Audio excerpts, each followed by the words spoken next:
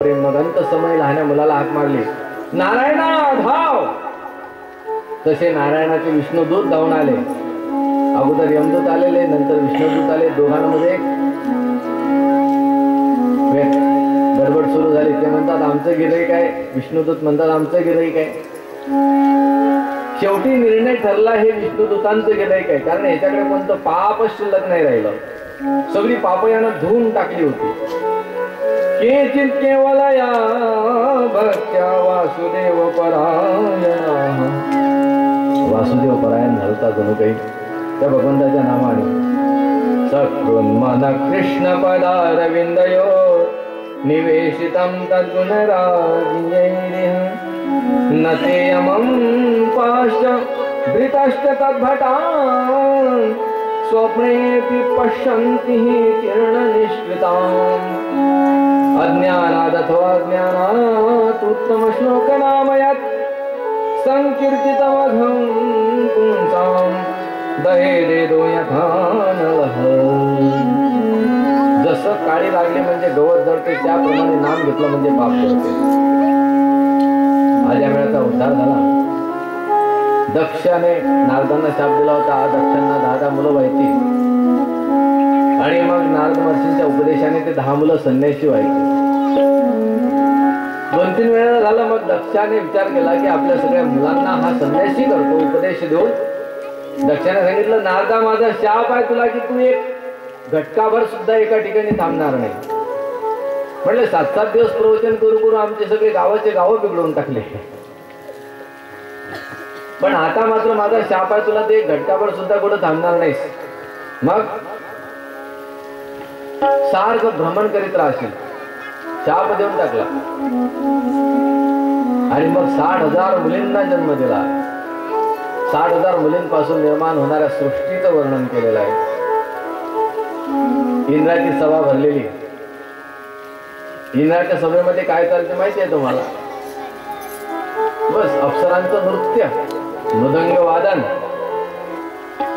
आणि त्या मृदंगामध्ये मग अप्सरांचं नृत्य चालू आहे. त्यामध्ये इंद्र हा लीन झालेला त्या संगीतामध्ये. देवगुरु बृहस्पती आले. इंद्राने बघितलं बृहस्पती आलेले आहे. बृहस्पती येताबरोबर हात जोडून वंदन करायला पाहिजे होतं आणि आसन द्यायला पाहिजे होतं की गुरुदेव बसा. स्वतः उभं राहायला पाहिजे होतं.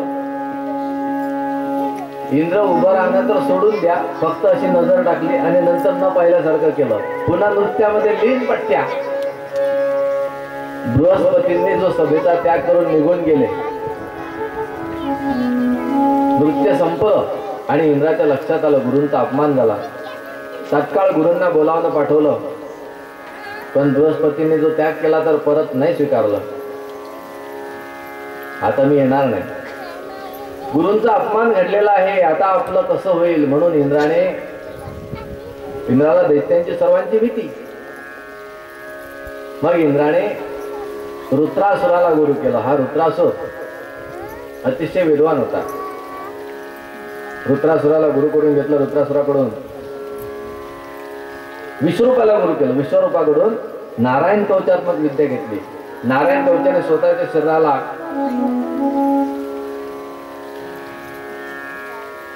एक युक्त करायचं. तदनंतर कोणापासूनही शरीराला भीती राहणार नाही. पण विश्वरूपाचा मामकूळ जे होतं ते मामकूळ होतं राक्षस. विश्वरूप यज्ञ करायचा, सर्व देवतांना हवेभाग द्यायचा. देवतांच्या समवेत आपल्या मामकुळामध्ये राक्षसांनाही हवेभाग द्यायचा. हे इंद्राच्या लक्षात आलं. मग इंद्राने विश्वरूपाचा वध केला, शिरच्छेद केला.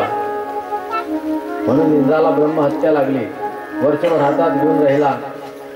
वर्षानंतर त्याने ती ब्रह्महत्या वाटून दिली. स्त्रियांना वाटली, वृक्षांना वाटली. स्त्रियांच्या ठिकाणी मासिकच्या रूपाने, वृक्षांच्या ठिकाणी डिंकाच्या रूपाने, पाण्याच्या ठिकाणी फेसाच्या रूपाने आणि भूमीच्या ठिकाणी उखड जमिनीच्या रूपाने. चौघांनाही ब्रह्महत्या वाटून दिली. तदनंतर मुक्त झाला. विश्वरूपाचा वध झाला होता. मग विश्वरूपा रुद्रासुर निर्माण झाला. त्या रुद्रासुराने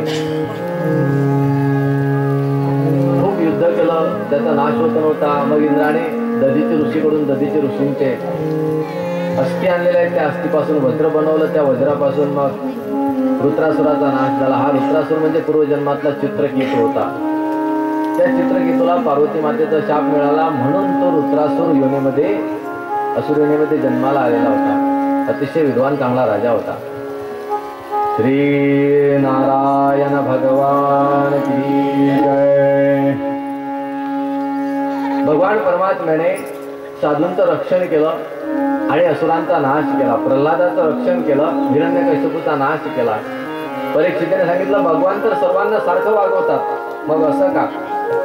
समप्रिय सुहृद ब्रह्मन असं असलं तरी सुद्धा साधूंच्या रक्षणामध्ये भगवंताचं धर्महित आहे आणि असुरांच्या नाशामध्ये धर्महित आहे. असुरांच्या नाशात असुरांचं कल्याण आहे, साधूंच्या रक्षणात साधूंचं कल्याण आहे.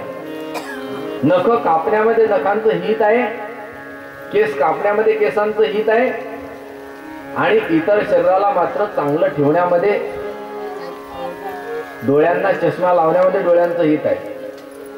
का डोळे कापण्यामध्ये हित आहे? नाही, चष्मा लावून त्याचं रक्षण करावं.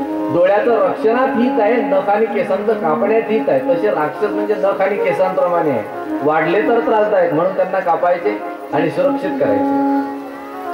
डोळ्यांना आवरण देऊन डोळ्यांना सुरक्षित करायचे.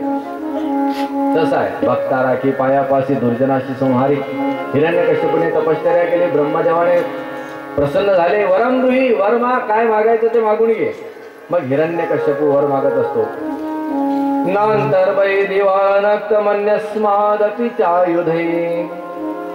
मला दिवसा मरण नको, रात्री मरण नको, संध्याकाळी मरण नको, सकाळी मरण नको, आकाशात नको, भूमीवर नको, प्राण्याकडून नको, पशुकडून नको, ईश्वर सृष्टी ईश्वराकडून निर्माण झालेल्या कोणत्या जीवाकडून नको, वानराकडून नको. अशा प्रकारे मला मरण नको आहे, अमरत्व हवं आहे. अमरत्व नाही, पण तू जेवढे सांगितले यांच्याकडून मात्र तुला मरण प्राप्त होणार नाही. रात्री नाही राहणार, दिवसा नाही राहणार, प्राण्याकडून नाही, पशुकडून नाही, अस्त्राने नाही, शस्त्राने नाही. वरदान देऊन टाकलं, तसा असतो. मग ब्राह्मणांचा द्वेष सुरू केलेला आहे, वैष्णवांचा द्वेष सुरू केलेला आहे. जे विष्णू भक्त असतील त्यांचा द्वेष करतो. त्या हिरण्यकश्यपूला 4 मुलं होती. प्रल्हाद, अनुल्हाद, ल्हाद अशी मुलं होती. त्यामध्ये प्रल्हाद सर्वात लहान होता आणि प्रल्हाद अतिशय सुंदर. प्रल्हादाचे गुणच एवढे वर्णन केलेले आहे की दासवत्सन्नतार्यांगे पितृवत दीनवत्सला. पितृवत तो दिनावर गरीबावर कृपा करायचा, प्रेम करायचा, दासाप्रमाणे मोठ्यांची सेवा करायचा, भ्रातृवत समवयस्कांना प्रेम द्यायचा आणि गुरुच्या ठिकाणी गुरुशु ईश्वर भावना, ईश्वराची भावना असायची. विद्या जन्म रूप आढ्यो, अतिशय विद्वान, रूपाने सुंदर, जन्म चांगल्या कुळामध्ये, राजाच्या घरात, पण तरीही सुद्धा कधीही मानस्तंभ विवर्जित. अभिमान त्याला वाटला नाही, अभिमान विरहित अशा प्रकारचं प्रल्हादाचं जीवन होतं. प्रल्हाद मात्र नारायणाचं स्मरण करायचं म्हणून प्रल्हादाला शंड अमरकांकडे अध्ययनासाठी पाठवला की याला चांगले अवगुण शिकवा.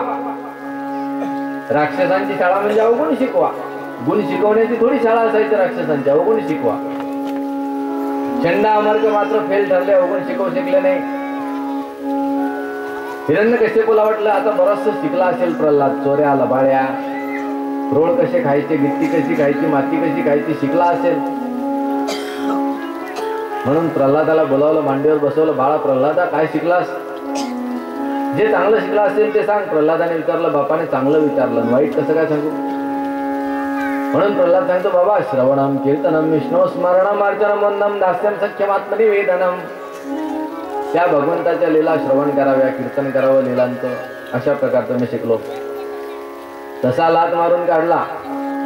शंड अमरकांना सांगितलं, सावधान, पुन्हा जर याने देवाचं नाव घेतलं तर. शंड अमरक म्हटले, बाळा प्रल्हादा, तू देवाचं नाव घेतोस पण मरण आमचं करतोस. अरे तुला कोणी शिकवलं? आम्ही तर शिकवलंच नाही तुला. प्रल्हाद म्हणतो, न मत प्रणीतम न परप्रणीतम. ही बुद्धी तर मला माझ्या परमात्म्यानेच दिलेली आहे.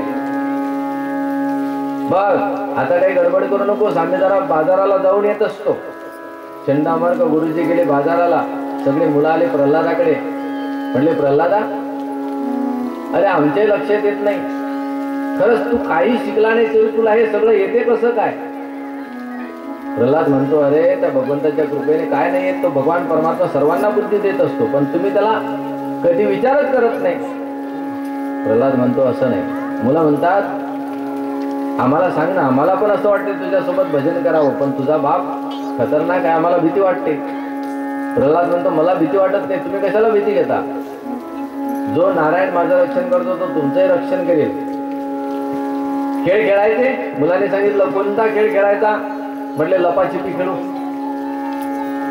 हा, लपाछिपी चांगला खेळ आहे, आम्ही लहानपणी खेळत होतो. आम्ही म्हणजे आम्ही नाही, तसं आपण पण खेळत होतो, सगळेच खेळले लपाछिपी. कुठं तरी झाडाआड लपायचं, कुठं घरात लपायचं आणि दुसऱ्यांनी शोधून काढायचं. मग ती लपाछिपी खेळण्यासाठी म्हणून प्रल्हादाने सर्वांना सांगितलं, बघा हा जीव आहे ना, जीव आणि ईश्वर दोघांची लपाछिपी सुरू झाली. ईश्वराने सांगितलं, बघ मी लपतो आणि तू मला शोधून काढ. मग ईश्वर जीवाने सांगितलं, नाही, अगोदर मी लपतो, तू शोधून काढ. ईश्वराने सांगितलं, ठीक आहे, तू लप, पहिला नंबर तुझा, तू आगा आणि मी दुगा. मग जीव लपून आला इकडे तिकडे. ईश्वरानं त्याला शोधून काढला. मग ईश्वराने सांगितलं, बघ आता मी लपतो आणि तू शोध. मग ईश्वर जो लपून राहिला, हा जीव शोधत बसला तर त्याला लवकर काही ईश्वर सापडूनच नाही राहिला. म्हटले, तुम्ही सगळे त्याला शोधताय, डाव चालू आहे तुमच्यावर, पण अजून शोधला का? नाही शोधला. मग म्हटले, त्याला शोधून काढा, आपला पूर्ण खेळ करा ना, शोधा त्याला. म्हटले, कसं शोधायचं? म्हटले, कौमाराचरे प्राज्ञ धर्मान भागवतानिह. या कुमार वयामध्ये परमार्थ करा, भजन करा आणि भजनाच्या माध्यमातून तो सापडेल. तैसा हृदयामध्ये मी राम, असता सर्व सुखाचा राम, की भ्रांतासी कामो विषयावरी. हृदयात तो परमात्मा आहे, त्याला शोधून काढा. कसा शोधायचा? म्हटले, 15 मिनिटात नुसता शोधून नाही, त्याला पकडून आणून दाखवतो की नाही बघा. 1 वाजेच्या आतमध्ये 15 मिनिटात पकडून आणून दाखवतो त्याला. हा, म्हणजे प्रल्हादा फार चांगला आहे, पकडून आणून दाखव. कसा पकडला जाईल? म्हणजे करा भजन. श्री नारायण नारायण नारायण, जय जय नारायण नारायण नारायण नारायण नारायण, जय जय नारायण नारायण नारायण, जय जय नारायण नारायण नारायण नारायण.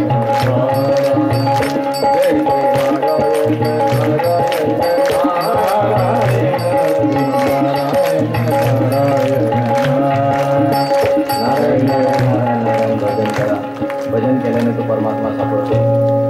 गृहस्थाश्रमी पुरुषाचे धर्मवर्णन केला, ब्रह्मचर्याचे धर्मवर्णन केले, वानप्रस्थाचे, संन्यासाचे 4ही आश्रम, 4 पुरुषार्थ यांचं वर्णन केलं. सप्तम स्कंदामध्ये हिरण्यकश्यपूचा नाश केला. तदनंतर सर्व आश्रमांचं वर्णन केलेलं आहे. नुसते भगवान प्रकट झालेले आहेत. नुसते भगवान की जय. पुढे अष्टम स्कंदामध्ये सुरुवातीला काही मन्वंतरांचं वर्णन आहे. गजेंद्र मोक्षाची कथा आलेली आहे. गजेंद्राने त्या परमात्म्याची प्रार्थना केली आणि गजेंद्राचा उद्धार केलेला आहे भगवान परमात्म्याने हरी रूपामध्ये येऊन. बोलो हरिनारायण भगवान की जय. इंद्राने दुर्वासुदेवाचा अपमान केला म्हणून इंद्राचं राज्य गेलं. संपूर्ण संपत्ती समुद्रामध्ये गेली. मग सर्व देवता भगवंताला शरण गेल्या. भगवंताने राक्षसांच्या दानवांच्या सहकार्याने समुद्रामध्ये मंथन सुरू केलेलं आहे आणि मंथनामधून अनेक प्रकारचे रत्न प्रकट झाले. 14 रत्न. त्यामध्ये लक्ष्मी आहे, सुरा आहे, लक्ष्मी, कल्पतरू आहे, कामधेनू आहे. हे सर्व प्रकट झालेले आहेत. श्रीमंत भगवंताचा दिव्य मणी आहे. सर्व एकमेकांना वाटून घेतलेले आहेत आणि शेवटी अमृत निघालं. अमृतासाठी भांडणं व्हायला लागलेली आहेत. ती भांडणं होत असताना मग भगवान मोहिनी अवतार धारण करतात आणि मोहिनी अवतार धारण करून राक्षसांना दारू पाजली आणि देवतांना अमृत पाजलं. म्हणून तेव्हापासून देवता अमृत पितात आणि राक्षस तेव्हापासून भगवान मोहिनी अवतार धारण करून त्यांना पासतात. सत्यव्रत राजाचा उद्धार केलेला आहे. बळीराजाची कथा आलेली आहे. बळीराजाचा वामन भगवंताचा अवतार धारण केला. बोलो वामन नारायण भगवान. आणि मग बळीराजाचा उद्धार केलेला आहे. बळीराजाला पाताळाचं राज्य समर्पित केलेलं आहे. स्वतः परमात्मा द्वारपाळ बळीच्या द्वारी झालेले आहेत. बळीराजाचे सेवक बनले बळीराजाच्या प्रार्थनेवरून.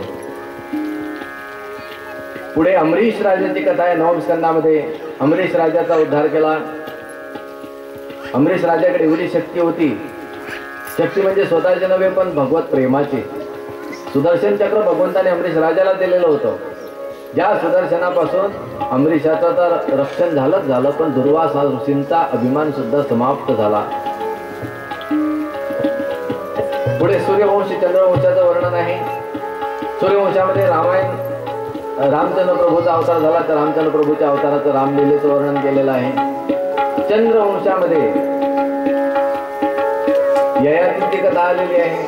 वृषपर्व्याची कन्या शर्मिष्ठा आणि शुक्राचार्यांची कन्या देवयानी दोघी मैत्रिणी भांडणं करतात आणि त्या भांडणामध्ये शर्मिष्ठा ही देवयानीला विहिरीत लोटून देत असते. ती ययाती राजा तिला बाहेर काढत असतो आणि मग दोघांचं प्रेम होत असते. तदनंतर शुक्राचार्य देवयानीचा विवाह ययाती बरोबर लावून देत असतात. त्या ययातीला पुढे अनु, गृह्यू, पूर्वसू आणि यदू अशी 4 पुत्र होतात. या यदूचा वंश पुढे चालत असतो आणि या यदू वंशामध्ये प्रत्यक्ष भगवान श्रीकृष्ण पूर्ण रूपाने प्रगट होत असतात. श्री बालकृष्ण भगवान. आणि मग ते यदू वंशाचं वर्णन सविस्तर करून सांगा. परीक्षित महाराज म्हणतात, भगवान विचारतात, राजा भूक लागली, तहान लागली? परीक्षित म्हणतो, भूक तहान नाही लागली, खूप ऐकावं असं वाटते पण जेवायला गावात जायचं आहे, लांब जायचं आहे ना म्हणून घाई आहे. नाहीतर ऐकावं असं तर खूप वाटते पण जेवायला गावात जायचं आहे, घाई आहे म्हणून पटपट सांगा. भूक लागली काय? नाही. नैषाति दुस्सहा क्षण माम त्यक्तो दमपि बाधते. भूक आणि तहान कोणाला सहन होत नाही. ज्या तहानेसाठी मी ऋषींच्या गळ्यात मृत सर्प टाकला पण ती तहान आज मला बाधा देत नाही. कारण काय? त्वन्मुखां भोजच्युतम हरिकथामृतम. तुमच्या मुखामधून येणार श्रवण होणार त्या हरिकथा अमृत मी सेवन करीत आहे आणि त्या कथामृताने माझी एवढी तृप्ती झाली महाराज, एवढा आनंद मला झाला, पोट भरलं, शांत झालं म्हणून मला आता भूक तहान लागत नाही. ती कथा सांगत राहा. भगवान म्हणतात, शुकाचार्य परीक्षितीला सांगतात, राजा कंसाने सर्व जगाला त्राही करून सोडलेलं राक्षस रूप कंस, पण या कंसाकडे विवेक नव्हता, सत्संगती नव्हती, सज्जनांना त्रास द्यायचा आणि दुर्जनांना जवळ करायचं ही वृत्ती त्याची होती. म्हणून सर्व भक्त जे होते वैष्णवांचा त्याग करावा. कारण बहिणीचं लग्न होतं म्हणून बहिणीच्या प्रेमासाठी बहिणीच्या रथावर बसला, आकाशवाणी झाली, अस्यास्त्वामष्टमो गर्भो हंतायाम अस्य बुध. तिचा 8वा गर्भ तुझा नाश करणार आहे कंसा, तुला मारणार होणार आहे. म्हणून वसुदेव देवकीला बंदीशाळेत टाकलं. मग देवकीला 6 पुत्र झाले, 6चे 6 मारले. 7वा गर्भ संकर्षित झाला आणि बहिणीच्या उदरी मायेने नेऊन घातला. 8व्या गर्भामध्ये प्रत्यक्ष भगवान श्रीकृष्ण परमात्मा आलेले. देवकीचं तेज दिसे जैसा सूर्याप्रमाणे देवकीचं तेज दिसत होता 8व्या गर्भामध्ये. कारण देवकीच्या उदरामध्ये प्रत्यक्ष परमात्मा आहे, परब्रह्म, परिपूर्ण तम, स्वयं परिपूर्ण तम असणारा अवतार श्रीकृष्ण परमात्मा. मग सूर्याप्रमाणे देवकीचं तेज वाढलं आणि कंसाची भीती दिवसेंदिवस वाढत होती. खाताना, जेवताना, उठताना, बसताना म्हणायचं, आला आला मध्ये मारावया. आला आला आला.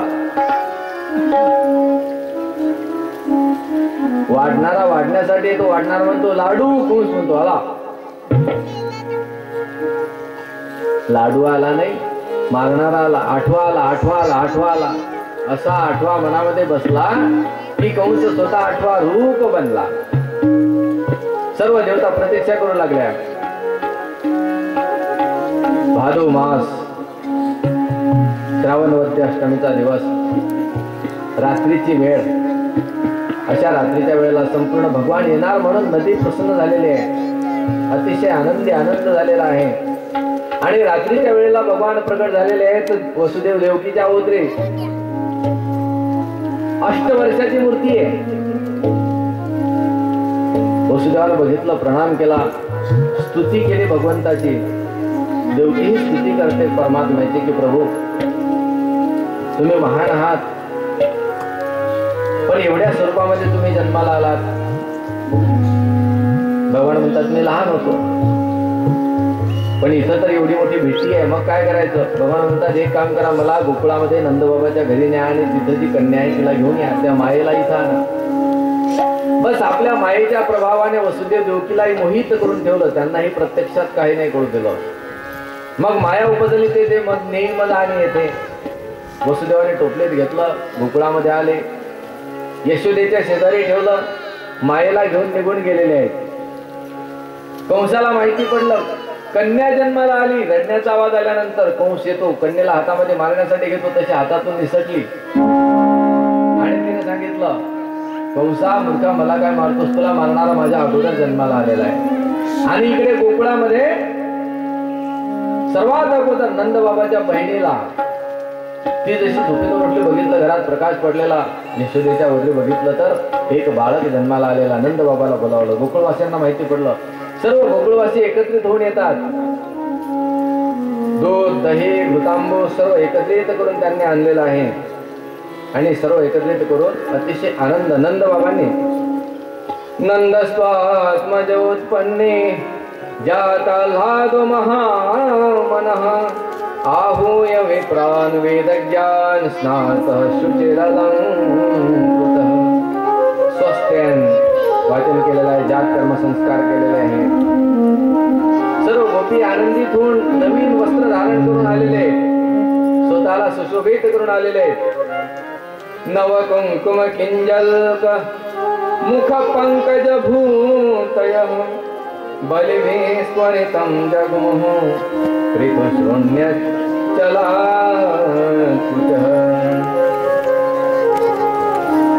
सर्व नंदबाबाचे मोठमोठे जे गोपाळ होते ते पण एकत्रित यायला लागले. आणि ध्वजभूमीमध्ये सर्वांचा अतिशय आनंद सुरू झालेला आहे. सर्वचे सर्व दूध, दही, पाणी टाकून एकत्रित करून आणतात. कलर टाकलेला त्यांच्या अंगावर. येऊ द्या येऊ द्या येऊ द्या भगवान कृष्णाला.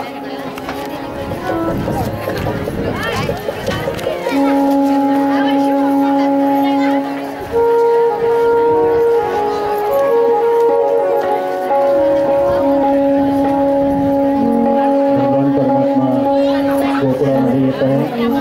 मथुरेहून नंदबाबा, वसुदेवजी नंदबाबांच्या घरी भगवान परमात्मा आनंद आहे.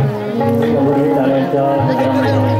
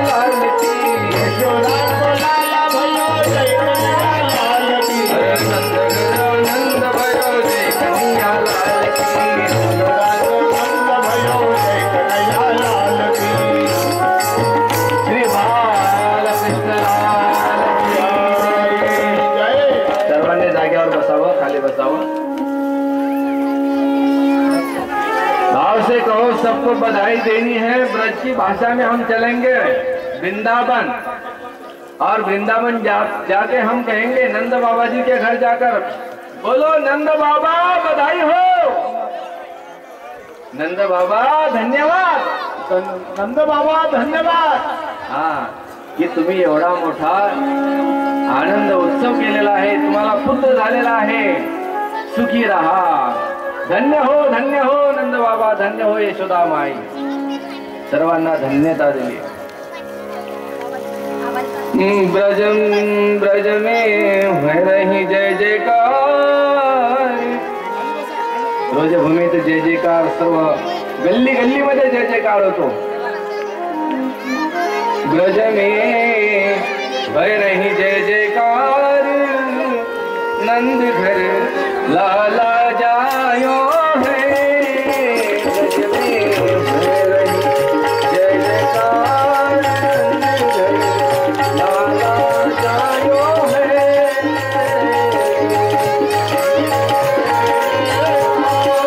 नंद घर लाला जायो है, हरे लाला जायो है, ब्रज में लाला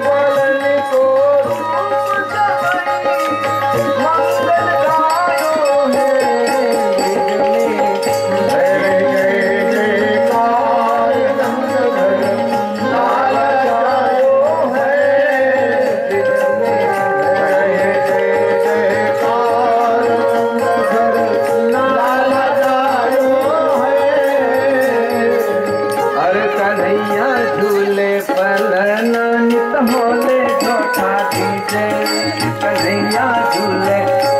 धीरे धीरे झूला झूला रही है ब्रज की नारियां, ब्रज नारियां, ब्रज की गौलनिया झूला झूलाते हुए कान्हा को झूले में डाला है और झूला झूला रही है।